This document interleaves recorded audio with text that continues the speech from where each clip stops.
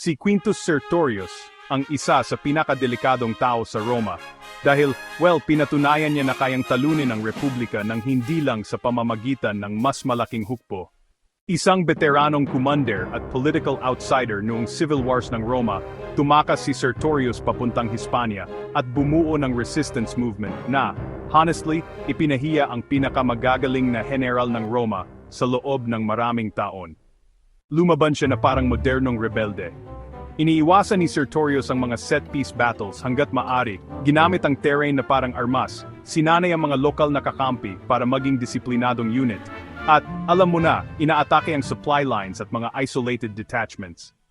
Ang kanyang mga kalaban ay maraming tao. Siya ay may pasensya, katalinuhan, at mobility. Pero, alam mo, ang pinaka-weird na parte ng kanyang kwento, perfect for a viral post, honestly, ay kung paano niya pinamahalaan ang moral.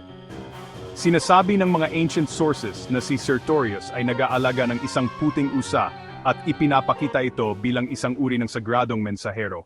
Tuwing ang mga paalala ng gutom, pagod at pressure mula sa Roma ay nagbabanta na sirain ang kanyang koalisyon, si Sertorius ay magpapakita ng theatrical na pagdating ng gabay ng Diyos sa pamagitan ng hayop, nagbabalita ng magandang balita, naghuhula ng mga tagumpay, o nagpapalakas ng kumpiyansa. Maniwala man ang kanyang mga tauhan. Gusto lang maniwala, ang epekto ay totoo. Ang usay naging buhay na simbolo na si Sertorius ay pinapaboran, pinoprotektahan, at nakatadhana. Alam mo, madaling pagtawanan ito, hanggang sa marealismo na ito ay psychological operations na may mythic skin. Hindi lang bumabagsak ang mga hukbo dahil natalo sila sa laban. Bumabagsak sila dahil nawalan sila ng paniniwala.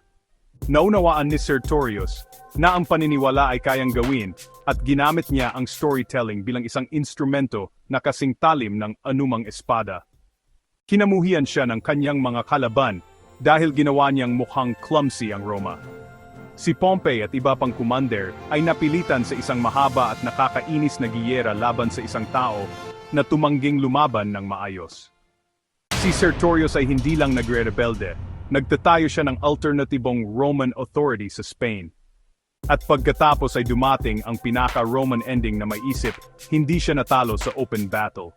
Pinatay siya ng pagkakanulo sa loob ng kanyang sariling kampo. Ginawang master ni Sertorius ang terrain at psychology, ngunit hindi niya kayang lampasan ang pinakamatandang kaaway sa lahat, ang ambisyon sa mga kakampi.